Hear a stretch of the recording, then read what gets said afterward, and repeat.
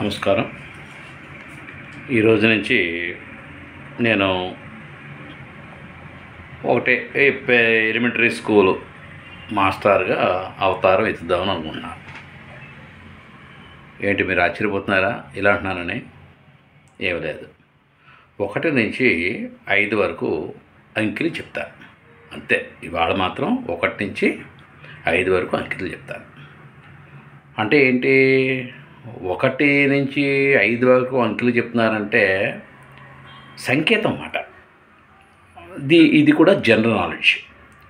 ఇప్పుడు high school చదివి పిల్లలకు కానీ, లేకపోతే ఇంటర్మీడియట్ చదివి పిల్లలకు కానీ మన యొక్క కొంత జనరల్ నాలెడ్జ్ అనేది కొరవడుతున్నది చాలామందికి.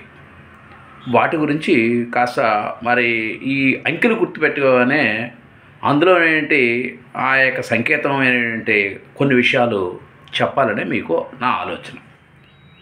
అది మీకు కాస్త జాగ్రత్తగా వినండి. పిల్లలకి పెద్దలు తెలుసుకోవాలనుకున్న వాళ్ళకి కూడా సరదా, అంటే కొన్ని విషయాలు తెలియడం కోసం అంతకంటే లేదు.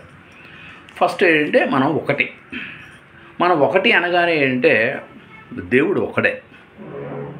రూపాలు వేరవచ్చు, మతాలు వేరవచ్చు, దేవుడు మాత్రం ఒకటే అనగానే మనకి ఏంటంటే సాంకేతికంగా ఫస్ట్ మనకి ఏంటంటే మనుషులందరూ కూడా ఒకటే.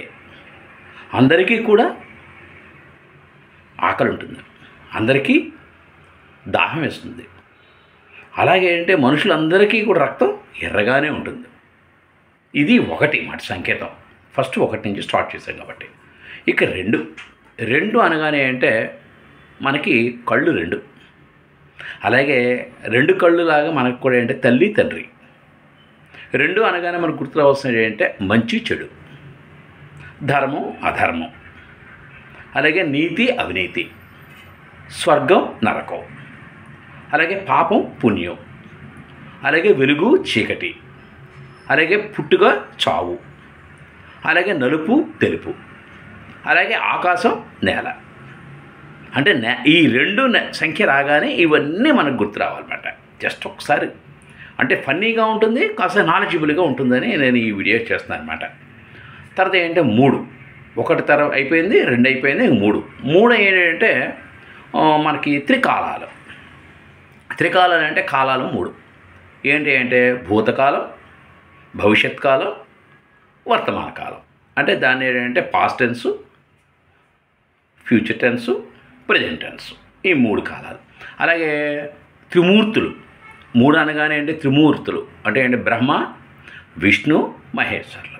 ఈ 3 మాట. ఇంకా 3కి ఇంకా మనం చెప్పాలి, త్రిసూత్రాలు కూడా చెప్పచ్చు. సత్యం, ధర్మం, న్యాయం, ఇవి కూడా చెప్పచ్చు. 3 అనగానే ఇవి గుర్తు రావాలన్నమాట. 4 ఏంటి అంటే దిక్కులు.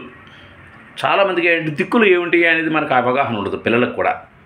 First east, west, north, south, ఇవన్నీ కూడా ఏంటంటే 4 దిక్కులు. అలాగే 4 మూలలు కూడా ఏంటంటే చెప్తాను. ఆగ్నేయం, అలాగే నైరుతి, ఈశాన్యం, అలాగే వాయువ్యం.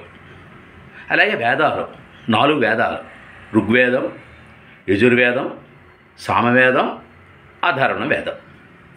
అలాగే పురుషార్థాలు: ధర్మ, అర్థ, కామ, మోక్షాలు. అంటే జీవితం జన్మ ఎత్తిన తర్వాత ఈ 3 మనకి మన లక్ష్యాలు అన్నమాట, మనిషి యొక్క లక్ష్యాలు. ధర్మ, అర్థ, కామ, మోక్షాలు. అంటే ధర్మంగా ఉండాలి, తర్వాత డబ్బులు సంపాదించాలి, కామం అంటే కోరికలు కలిగి ఉండాలి, తర్వాత అయినా మోక్షాన్ని సంపాదించాలి, అంచెలు మరీ జన్మ లేకుండా చేసుకోవాలి. ఇంకా 5 వచ్చేటప్పుడు అంటే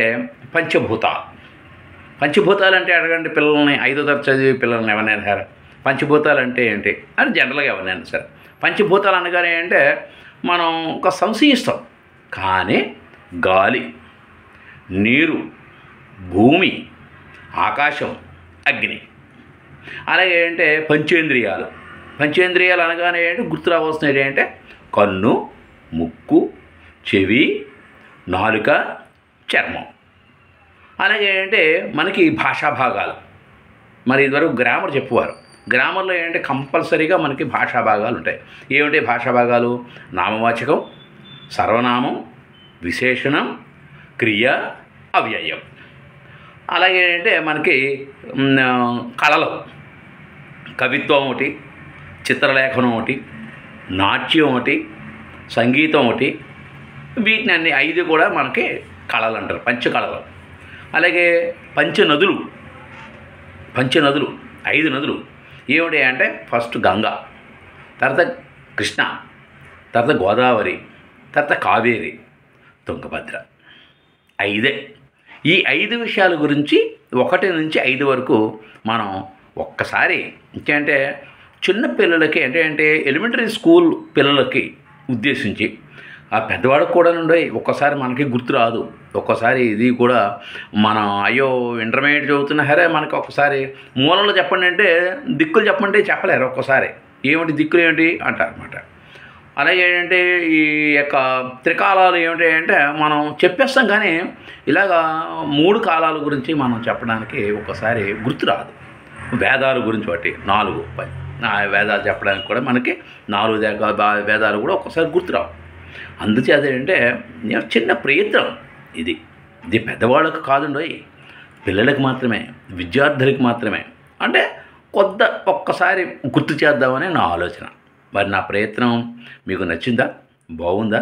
బాగున్నట్లయితే మీరు కామెంట్ రూపంలో పెట్టండి. జస్ట్ ఒక ఎడ్యుకేటివ్ వీడియోస్ మాటివి. అది ఇంకేంటే మనకేం తెలియదా, ఈ మాత్రం తెలియదా అనుకునే వాళ్ళకి మాత్రం నేను వినమ్రంగా చెప్తాను, ఇది పెద్దవాళ్ళ కోసం కాదు, పిల్లల కోసమే. మాది పిల్లల కోసం ఒక్కసారి తెలియని మరి మర్చిపోయిన తర్వాత ఒకసారి గుర్తు చేయడం నా ప్రయత్నం. మరి మీ డాక్టర్ చాగంటి నరసింహారావు. నమస్కారం.